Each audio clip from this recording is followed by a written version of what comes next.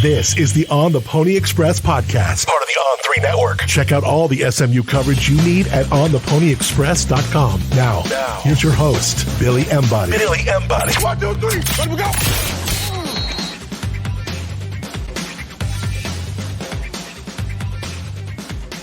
Welcome in, ladies and gentlemen, to another edition of the On the Pony Express podcast. I'm Billy Embody. Thanks for listening.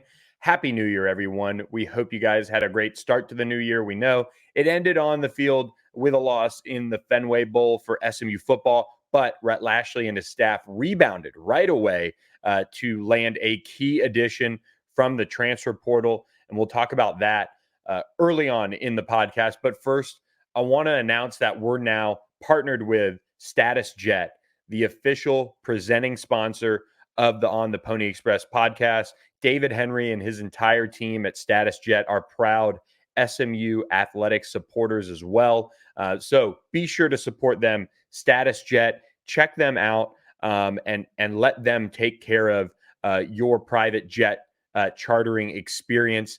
They know how to get you guys way more than just from point A to B. They know what it takes to do all the little things to make your private jet chartering experience that much better than anybody else who does it out there. And whether you're looking to charter flights, buying an aircraft, or selling a plane, they have a new level of luxury that they can share with you over at Status Jet. They're right here in Dallas. I sat down with David and we talked about partnering for 2024, and we're certainly kicking it off right with Status Jet as the presenting sponsor of On the Pony Express.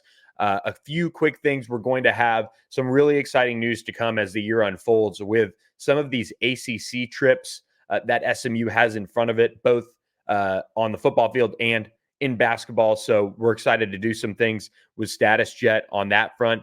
And head over to their website, guys, and check them out, statusjet.com. And when you do book with Status Jet, mention the code PonyUpACC, or mention that you heard about them from ontheponyexpress.com. We know Status Jet is a big supporter of SMU. They flew the band and cheerleaders down to Tulane for the AAC championship game.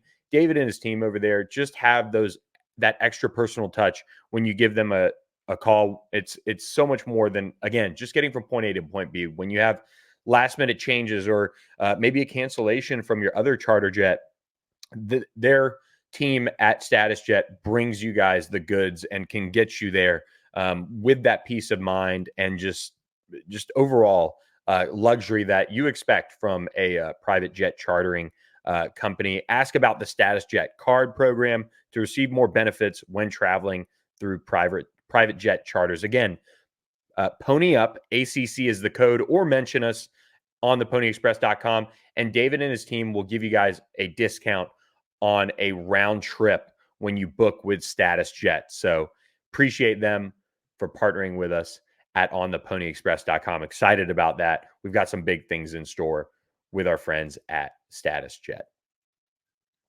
Well, SMU kicked off 2024 with a big addition from the transfer portal, and that is Deuce Harmon, the Texas A&M defensive back transfer, committed to SMU the day after the Fenway Bowl, giving the Mustangs an instant impact guy at cornerback. Ricky Hunley and SMU safety Jonathan McGill as well did a really nice job recruiting Deuce to come to SMU.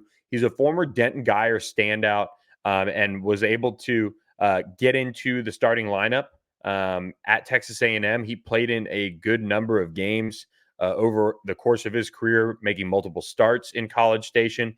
But ultimately, he wanted a fresh start. And I had heard about this kind of behind the scenes for a while. We know that he visited SMU right off the bat. Then he went on an official visit to Illinois. There were plenty of other programs that were after him to join their program. But instead, he's now going to play his college ball at SMU. Check out the full story with Deuce breaking down his decision at ontheponyexpress.com. You can subscribe for just $1 for your first 2 months using the code SMU1.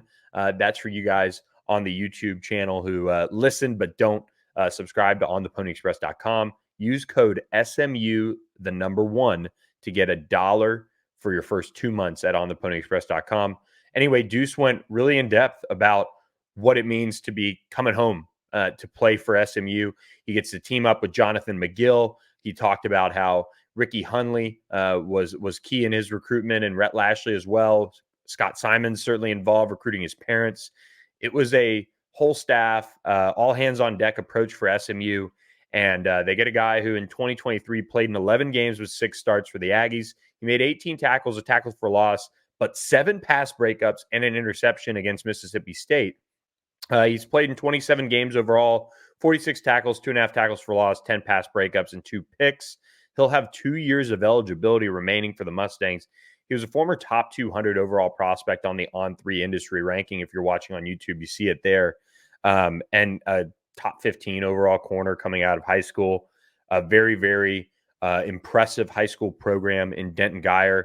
And while he's not the biggest guy, he's listed about 5'10", 5'11". He is somebody that brings instant credibility to this secondary that loses Charles Woods and Chris Megginson off of this roster from 2023. And we know how important SMU's secondary was to this turnaround on defense.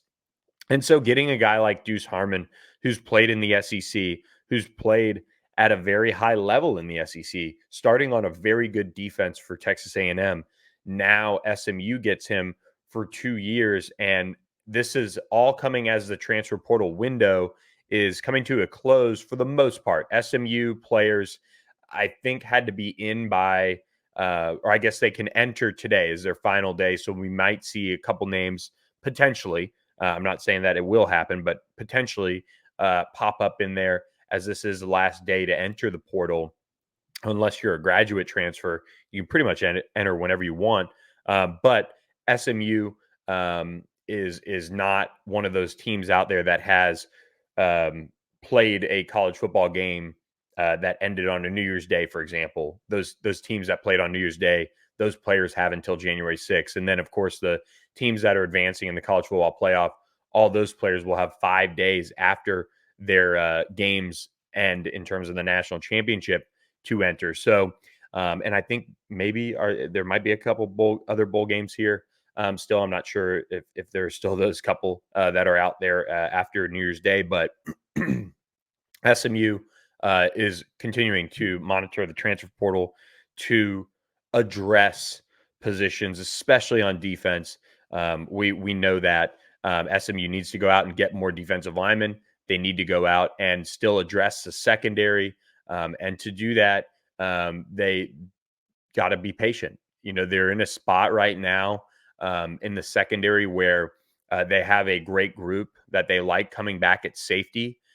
They have some quality young players at the cornerback position in particular that they like coming up, both a guy like Jalen Davis Robinson, Smoke, as they call him, but they've got AJ Davis, who they still like. They also signed 2 corners in Alex Rogers and Speedy Nettles. So they have some guys that are coming up through the pipeline, and they'll need to be very smart about how they go about things. And I'm interested to see if the multi-transfer rule that is now you're allowed to transfer multiple times, if that impacts any players that are out there when it comes to SMU and maybe their future changing because of that. But we haven't gotten any word on that just as of now. So we'll continue to keep an eye on that at ontheponyexpress.com. But, you know, Deuce Harmon is a big pickup. He's an instant starter, I feel like, for SMU at the cornerback position. Somebody that, again, brings a lot of credibility. When you look at the safety room, having Jonathan McGill, CJ Sanders, Brandon Crosley, Ahmad Moses, Isaiah Wacobia, Brian Massey, all back. I mean, that's 6 safeties right there that you feel really good about. They want to keep developing Kyron Chambers. They've got some other young safeties that they like in that room as well. They're in a good spot at safety. I don't think, unless we see a couple guys drop off, that they make a move there. I know there are a couple guys that they're looking at, but it hasn't progressed to the point that I've shared them with the subscribers at On the Pony Express. But we're keeping an eye out. And like I said, there's still time for others to enter the portal on that front too. So you want to be patient. You definitely don't want to run players off from that safety room that's in a good spot. I think if SMU took a safety, for example, it would be a young player with 4 years of eligibility who maybe redshirted at his prior stop or maybe played just on special teams, 3 years of eligibility, things like that. And maybe even somebody who they could redshirt in 2024 as this top heavy group of safeties, 4 of them, Brian Massey, CJ Sanders, Jonathan McGill, Brandon Crosley, play out their final seasons of eligibility at the college level. Then at corner, you're going to basically have to address that position probably again next year in the transfer portal. Is my guess, get another veteran.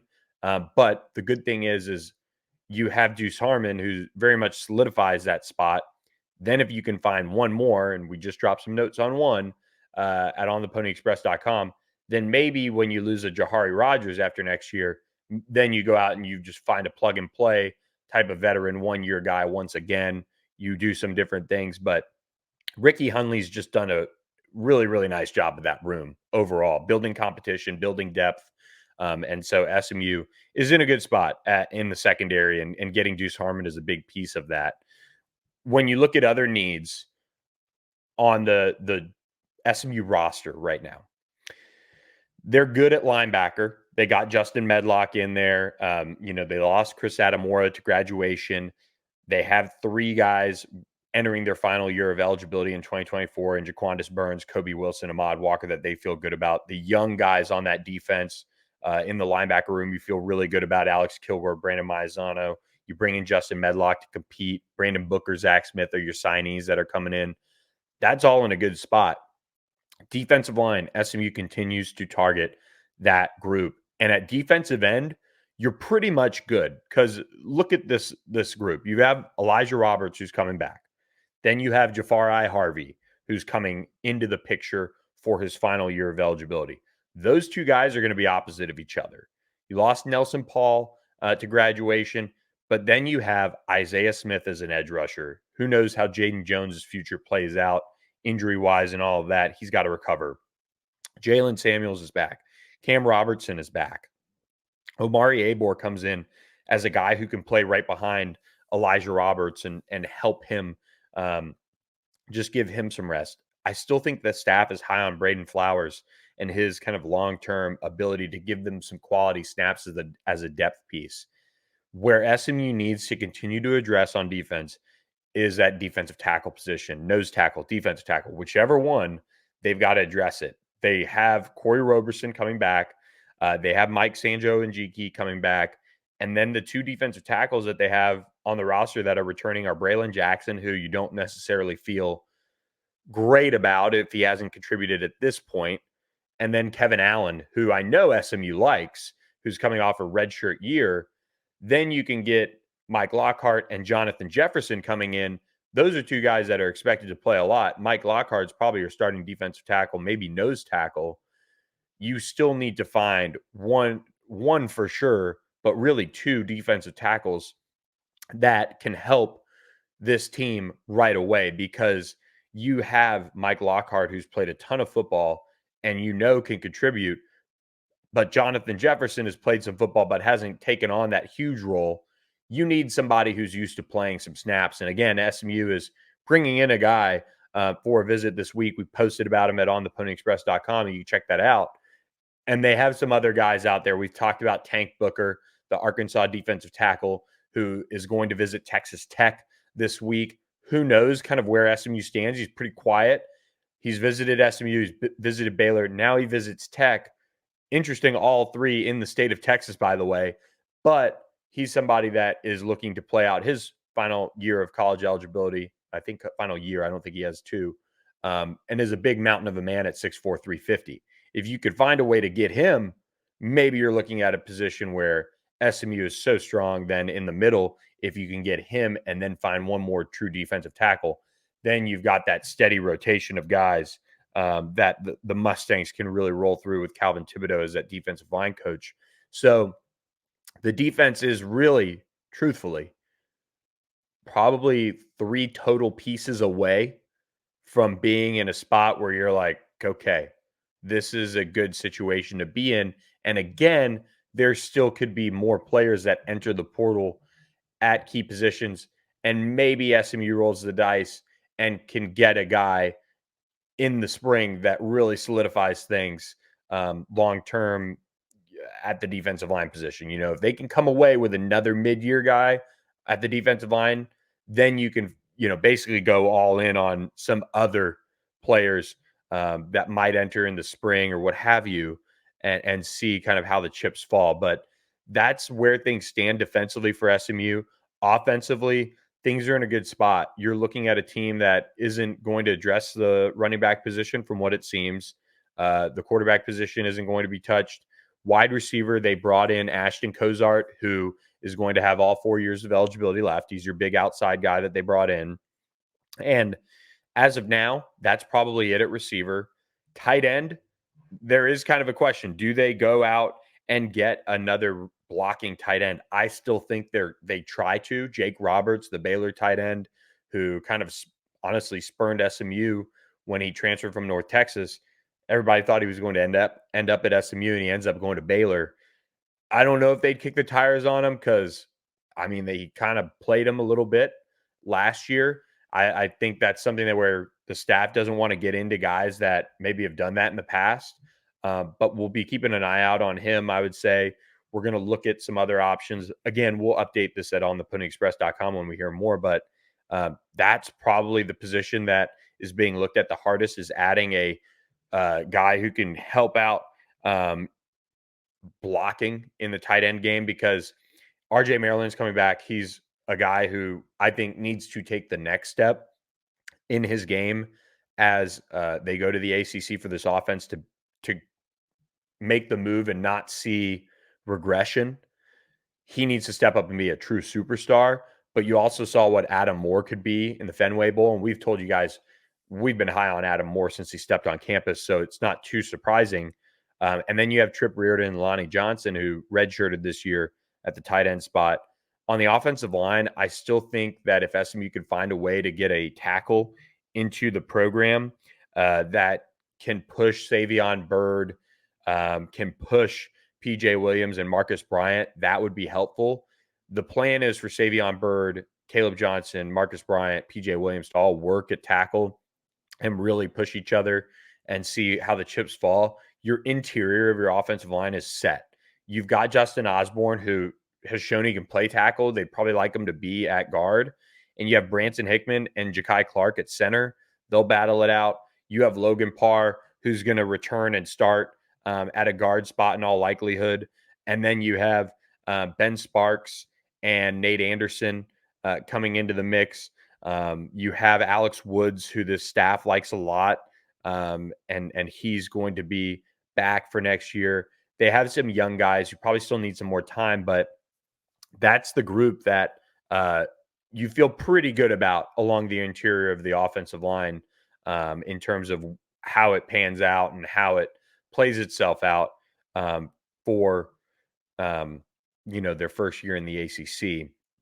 So again, pretty much done here for SMU on the offensive side in a way. Again, that can change. You could see some guys maybe move around when it comes to the multi-year transfer rule. Maybe that allows some spots to open up for SMU, but as it stands right now, they're sitting pretty darn close to the 85 by my count, and we'll kind of see if anything changes on that front for SMU. But they have the ability to be relatively selective. They also know that they need to go out and they need to address specifically the defensive line. They've got some lanyap out there potentially at the cornerback spot. And again, we posted about that today, the second on theponyexpress.com, at least as I'm recording this, depending on when you're listening to it today. But when it comes to what's needed, and when you go back and you watch the Fenway Bowl and DeVere Levelston's not playing and Chris Megginson's not playing, we talked to you guys about kind of watching that game back. Well, what happened in the second half, is particularly the fourth quarter, when Boston College really leaned on SMU a lot defensively. They were able to take advantage of the fact that, Mike Johann, Sandro Njiki guy who's been around a minute. He's kind of a plug. He shouldn't necessarily be out there as much as he was. And that's kind of a problem when you look at the ACC next year. And it's why SMU has to address that position and address it with guys who have size and athleticism, like Mike Lockhart at 6'3", 308, like a Jonathan Jefferson, another big guy. Jafari Harvey's huge. You look at what Nelson Paul is, and he played a lot of good football for SMU. But when you talk about it week in, week out, you need guys with size. You need Omari Abor backing up Elijah Roberts. You need some of these bigger body guys to really step up. And that's what SMU has been looking for.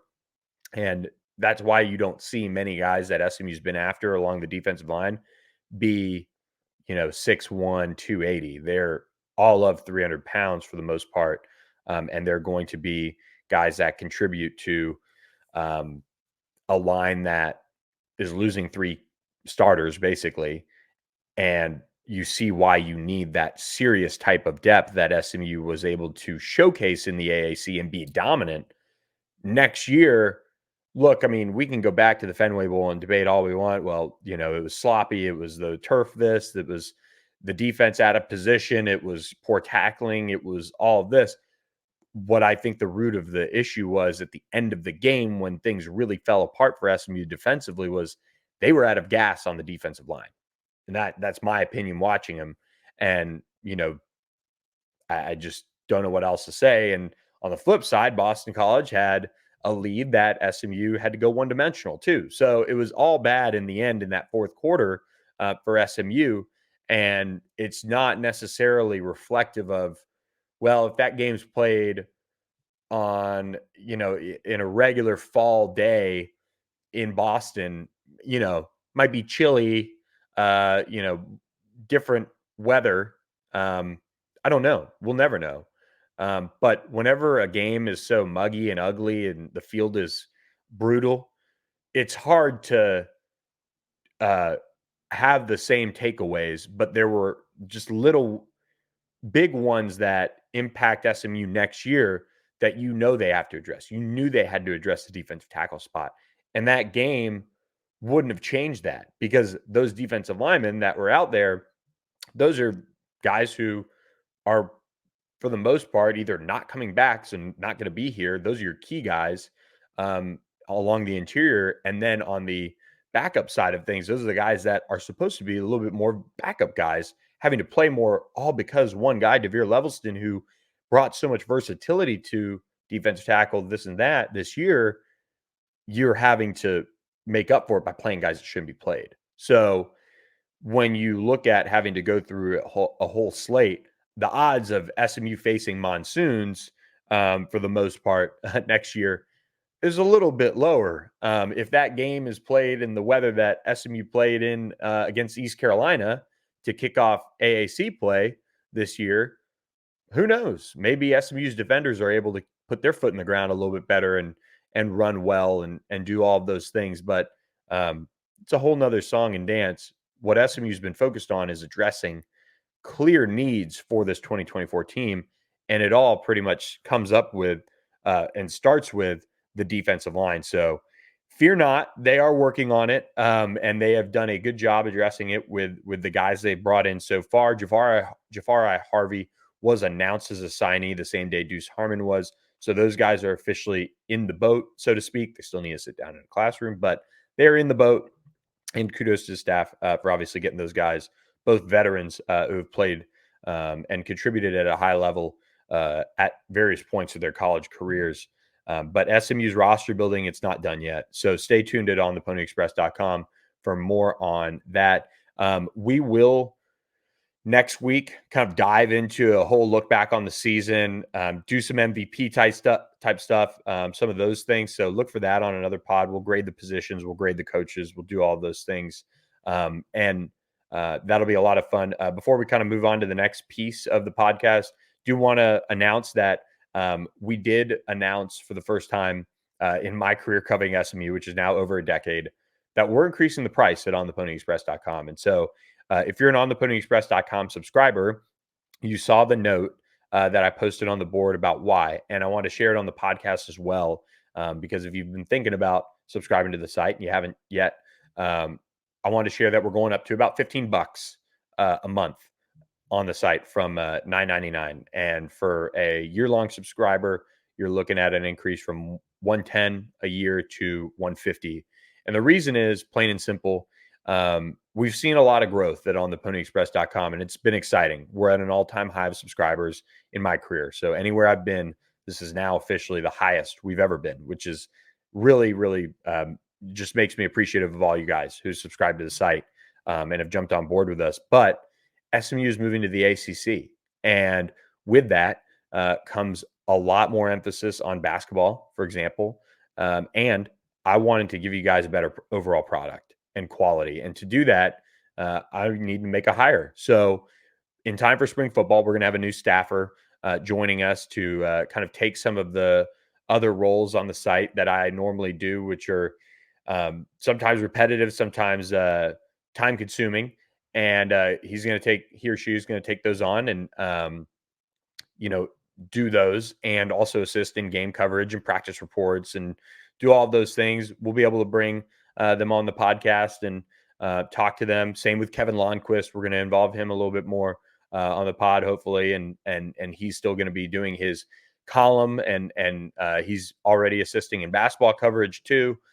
So we're expanding our coverage here at On the Pony Express. And so that was the main root of the price increase. And another thing that's going to happen with that is we'll be able to travel more places. We'll be able to go to the ACC games. We'll be able to send people to do that as well. If I have a conflict, I can send, whoever we hire to go there and cover it. And on top of that, recruiting. SMU is going to be back to recruiting a lot more high school players in the 2025 class. I want to be able to give you guys that coverage. And so a lot of travel going to be paid for. And then on top of that, if you're a subscriber to our members only podcast on the YouTube channel, we're going to bring that in-house. So I figured out a way to make that happen. So that's going to become a part of your subscription. So one of our subscribers on the board actually mentioned that I think they kind of come out a little bit ahead or it's a $4 difference between if you subscribe for the year at On the Pony Express and then pay for the $3-ish on the YouTube channel. You got to pay $4 extra basically than you normally would over the course of a year for all of that. So I think it'll be a good deal. I'm really excited to bring somebody on. There are a lot of outlets out there that cover SMU. I'm going to be proud to say we're the only one that's really giving multiple full-time type of attention to SMU. And with the move to the ACC, this will allow us to have better game coverage. I'll be able to get you guys more takeaways, analysis.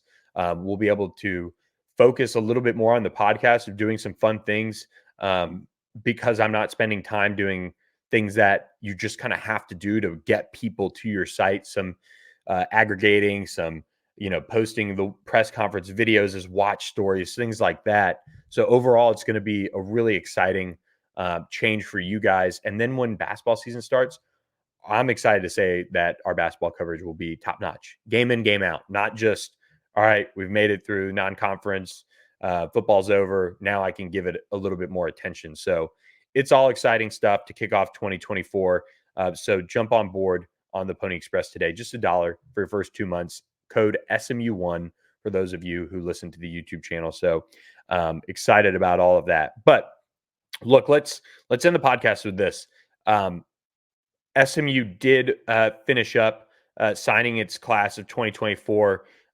We've talked about those guys, the 10 high school signees, and what they bring to the table for this class. We've broken them all down on the signing day recap. They've all been officially announced as signees, which is good. Same goes for the transfers that have been brought in by SMU. So 20 new Mustangs are officially on board in the class of 2024. And so what does that mean for the class of 2025? Well, this is going to be a really fun year to follow the high school recruiting class for SMU because they come in to 2024 ranked 15th nationally and 4th in the ACC when it comes to the On3 industry team recruiting rankings. And so that is a good thing for SMU. They're ranked pretty high, which is what you want to see if you're a Mustang fan. On3 has them at 12th nationally in our rankings, and they're ranked, I want to say, if I'm counting them all right, but I don't know if Notre Dame is considered an ACC. Nope, they're not. So SMU is third behind Clemson and Florida State in the 2025 recruiting rankings for On3. So On3 a little higher on the class than the On3 industry ranking is. The 5 guys that SMU has on board in this class, we'll kind of talk a little bit about them just briefly, and then I want to tee up kind of what's next for this class when it comes to what to expect, and maybe how SMU can go about addressing its roster with this 2025 recruiting class. We know that every year SMU is going to go out and target players in the transfer portal, target players to help address positions of need and things like that. But this is a really good start to this class. And if you're not on theponyexpress.com, we have stories from quite a few of these guys recently. Keelan Russell, Javion Holiday, Dalen Singleton, all guys that On3 or myself has talked to. And I'm also going to be doing some other interviews and releasing those with some of those guys in the coming days. That's the nice thing about January. Now I can kind of lock back in on recruiting, and obviously it's been a lot of focus on the transfer portal window and things like that, and that will still continue to be the case.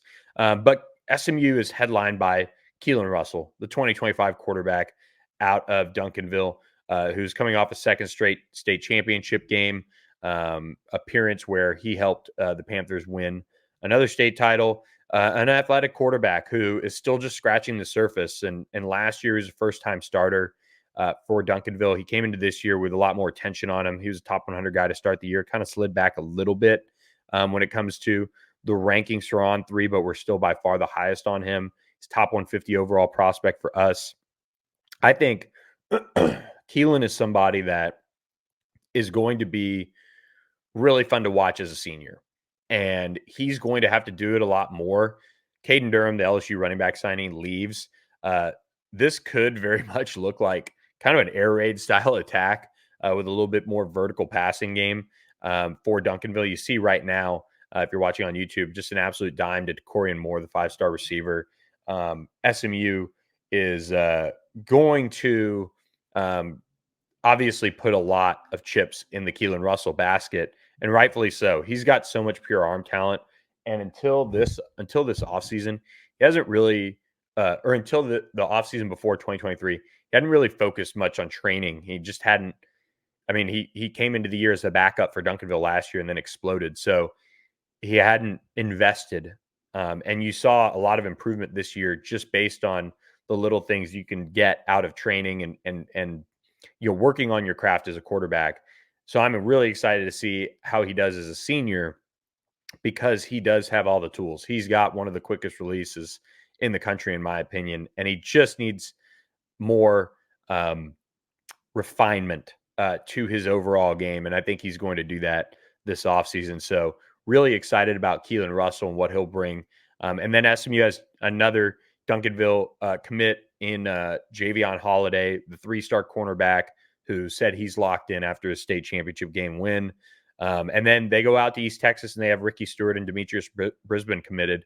Both those guys, if you read our story with Derek McFall at ontheponyexpress.com, he mentioned those guys by name as guys he's recruiting, guys he's going after to stay with SMU and stay committed to the Mustangs.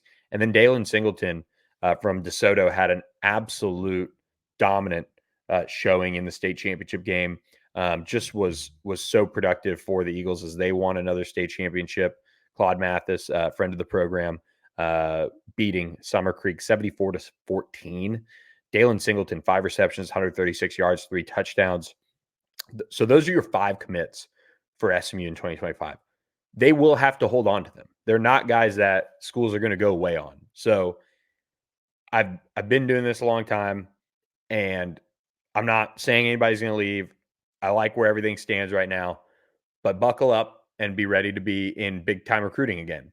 And it's something that SMU's kind of had a taste of and SMU fans have kind of had a taste of here and there throughout my time covering the program. They've gotten into some big battles. They've won some, they've lost some. We know that the transfer portal is certainly a cure-all, but this class of 2025 is going to be very different because you're going to see SMU go after some big names. And when you look at the needs on this roster, you have a wide receiver group that, as it stands today, is going to lose 5 guys off next year's roster. And Jordan Hudson is already going to be a junior. So he's going to have only one more year after next season. And you have a running back committed when you are going to lose 2 guys after next season. You need to address the offensive line with more talent. You have 6 offensive linemen that are going to graduate. You're going to lose at least 4 more defensive linemen between the edge and the interior. You lose 3 linebackers. You lose 4 safeties. They, at least in secondary, have Javion Holiday and Demetrius Brisbane addressing that already. And I think they sit in a good spot with their depth in the future. But when you look at the long-term needs on this class, I'm really intrigued to see how it goes, because this is a roster that is pretty top heavy in juniors and seniors. And SMU now has a chance to take and make a splash in the class of 2025 when it comes to some of these players. And I'll highlight a couple for you guys that I think are really important prospects that SMU prioritizes and finds a way to reel in. And one of them is a guy that is teammates with one of the commitments already, and that's DeAndre Ryden. They call him Tiger, the DeSoto running back who SMU does lead the on-3 RPM for early on. He's just coming off a kind of a season that he would probably rather have gone a little bit better. He's just nicked up here and there. Definitely wants to, put it all together next year as a senior. But he's got a lot of talent and a lot of, just consistency built up over the course of his high school career.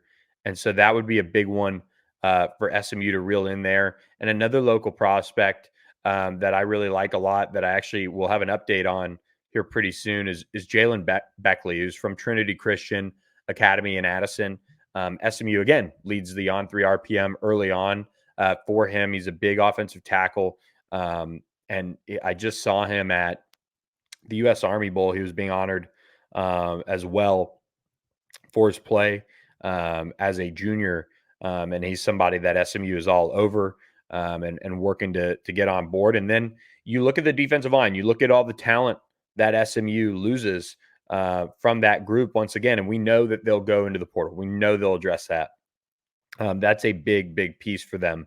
But to that point, SMU is going after some high-level guys, and this is where you love the fact that Calvin Thibodeau's had a history of being able to be in some of these recruitments, because these are big boy recruitments, and SMU is going to have to continue to use its whole staff approach to really do well in some of them. And Max Granville is one that SMU would love to reel in out of Fort Bend Christian in the Houston area. And you look at De'Ara King being named quarterback's coach. That's important because he, has been a star down there. He's from Manville. He can certainly help SMU make a little bit more of a statement down there. And this is one of those top targets, a top 100 prospect for on-3. You see OU leading the on-3 RPM heavily. I'm not saying OU is not going to get him. Talking with a couple sources, I think it's a little premature for the picks to be in on the Sooners there, just from what I'm gathering. But you go back up the road to the Dallas area, and Kamorian Morgan is a guy that SMU has been all over. They've hosted him a bunch. He's another prospect that is a top 100 guy on the on-3 industry ranking and is very, very good. He would address that position as well. And then Elijah Barnes, the linebacker from Dallas Skyline, is another big target for SMU, and they would love to reel him in. And he's coming off of a really, really strong junior season for Dallas Skyline. His film out there is one of the best you'll see out there. Just from talking with sources who are doing the recruiting at various schools. They're very high on Elijah Barnes. They call him Bo. He's visited SMU a couple times. And so that is really, really important. And I think SMU is going to continue to push for him. And then you look at the secondary, and you look at some of these guys that SMU is all over. And one of them, another Duncanville prospect, Tyron Polley. They actually call him Man, which is a good thing. Whenever you're talking about recruiting defensive players, he's somebody SMU would love to reel in on the secondary. He's a part of that secondary with Kadavian Dotson Walker, the SMU signee in the 2024 class. He's another big name. And I think when you look at another name to know, I look at Trey Fuller out of the Shreveport area. SMU's been all over him. He's a guy, again, we'll have an update on this week. SMU's just positioned itself really well early on, and I'm intrigued to see how SMU can do in that recruitment. And then I'll leave you guys with I think this will be the final name, or final two names here or three. Let's go one more. Kicking off the new year in a big way. SMU continues to push for Zay Gentry, another 4-star cornerback. Again, as you look at the future of the cornerback position going into the 2025 season, again, this is kind of hard to think about, right? Because you look at the cornerback room and you have Jahari Rogers as the one guy you lose next season out of the cornerback room, at least as of now, just due to graduation. But then 2025, you're going to want more than just Javion Holiday. You're going to want 2, maybe even 3 corners. Zay Gentry would be awesome. Really tough battle for SMU here, I think, but he's a really, really talented player that SMU's been on and pushing for hard. And then another local prospect who I think SMU sits in a good spot for as well, Elijah Pratt out of Mansfield Timberview, somebody that's visited a bunch. SMU's really high on him. I think he's got a chance to finish as a 4-star prospect. Just has done a bunch for Mansfield Timberview. And then finally, another one SMU sits in a good spot for, Kobe Foreman, just up the road, 75, Richardson Berkner. He's a guy we have in the on 300. He's a top 30 corner. I think the thing I like about a lot of these guys is you look at Demetrius Brisbane, who probably ends up playing like a little nickel safety position. And then you look at Trey Fuller. You look at all the guys I've talked about on this podcast. They really have a lot of different frames about them. And I think that's what Scott Simons always likes in the secondary, is guys that can move around, be moved around. And some of these guys could end up playing corner, could end up playing safety. So I think Ricky Hunley, Kyle Cooper, Scott Simons, all doing a good job, off to a good start recruiting the secondary for 2025. It's going to be a critical position group to address for many of the reasons we've talked about on this podcast long term. But SMU is prioritizing the right spots on this, early going in 2025. And so we'll be there to follow it for you guys every step of the way. So SMU basketball does open AAC play Tuesday night as we're recording this. So be sure to, check in on our full recap if you're listening to this on Wednesday from Kevin Longquist, and we'll have the podcast up there as well. But I do want to remind you guys to check in with our friends at statusjet.com. They have all different types of planes for you guys, as you guys could see on the YouTube channel. Large jets, super midsize, light, turboprops, even helicopters. The great thing about StatusJet is we're going to be able to partner with them on some cool experiences for SMU fans for some of these away games that are coming up. And again, you can just go and check out all the different airplanes that they have available and have worked with in the past on their website. And it's going to be a really good partnership, because when you use that code, PonyUpACC, you'll be able to go in there and get a discount on a round trip flight. You'll be able to let them know, hey, I'm coming over from ontheponyexpress.com. I want to see what you guys are about. Talk to David Henry and his staff there. Give them a call. Reach out to them on their website, statusjet.com, and get a discount on your first experience with StatusJet. So really excited to work with them as the presenting sponsor of the On the Pony Express podcast all year long. So check them out, statusjet.com. onthePonyExpress.com. With that, guys, going to wrap up this edition of the On the Pony Express podcast. Hope you guys enjoyed it. Off to a big start in 2024, and lots of good things to come at onthePonyExpress.com. So subscribe to our YouTube channel. Give us a follow wherever you check your podcasts out at, and we'll be here with you guys as this is the year SMU transitions to the ACC. A lot of fun things ahead. Hope you guys enjoyed this first podcast of 2024. Catch you guys again later this week. We'll do our first members-only podcast that we bring in-house at onthePonyExpress.com. We'll still have it available on the YouTube channel for those who want to subscribe to it, but we're bringing it in-house as well at onthePonyExpress.com. So lots of big things on the site. Hope you guys enjoyed this pod. Have a great rest of your week. Catch you next time. Thanks for listening to the On the Pony Express podcast with Billy Embody. Follow us on your socials on X at SMU_on3 and on Instagram at on3SMU. And keep it locked to onthePonyExpress.com for more coverage.